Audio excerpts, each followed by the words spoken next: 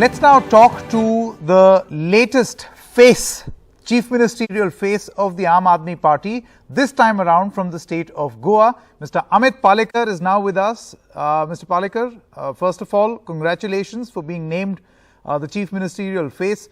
Now, while your name has been announced, what are your thoughts on the prospects of the Aadmi Party, given the fact that you are still considered as a rookie party in the state?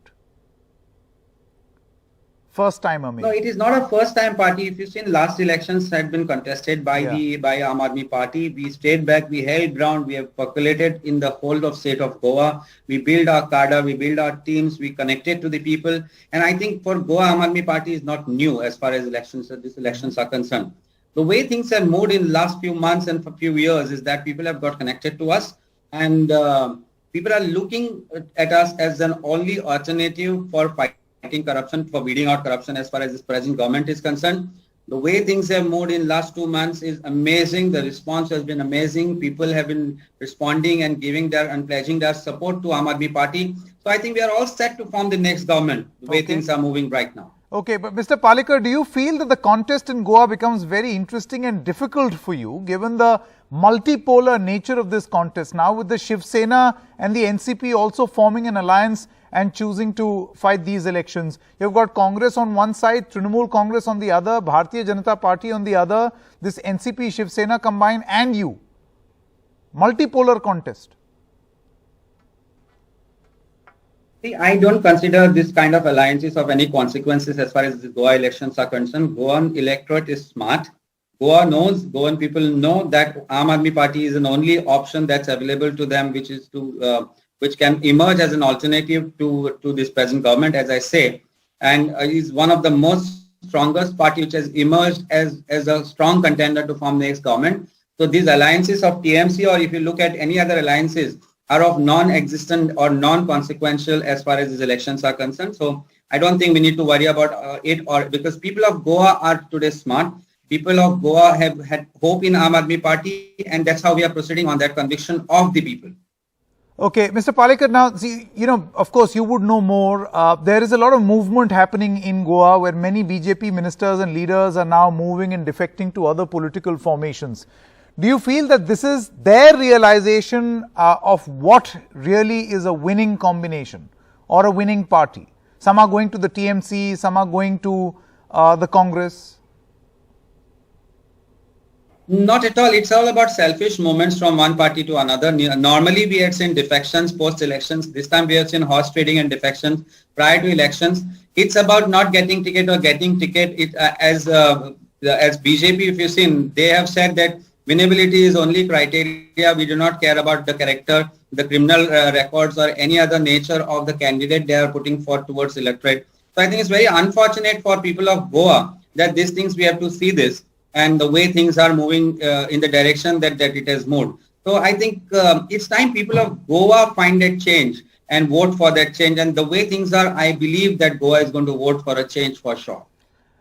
Mr. Palekar, why are you so confident about your prospects in Goa? What are those 2 or 3 things which you feel will make a difference in your favor?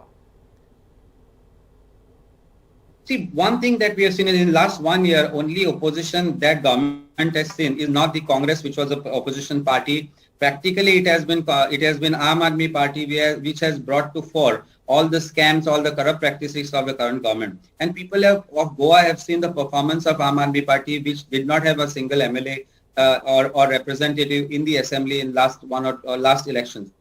But today, we are emerging as one of the parties which is now grounded, which has gone to people. We have roamed the whole of state of Goa. We have done door-to-door, or some of our candidates have done 3 times door-to-door campaigns. They have reached out to people, and people have reached out to them. So, the voters are connected to Aadmi Party today, and that is why the confidence doesn't come from thin air. Confidence comes from the fact that the voters have put their faith, voters have connected to us, and they are sharing their needs, their hopes, their vision for Goa with us. And I think that can happen only when you stay connected and communicated with the voters. Sure. I think voter is the supreme who's going to decide these elections, and this election is going to be very different as far as Goa is concerned. You will see the results after 10th of March. No, we'll see the results and hopefully get to see you and speak to you also on the 10th of March. But you know, Mr. Palekar, in a post-poll scenario, whether or not you will be available to a post-poll alliance is an issue which has been sorted out by the Aam Aadmi Party chief himself. He says anyone but the BJP.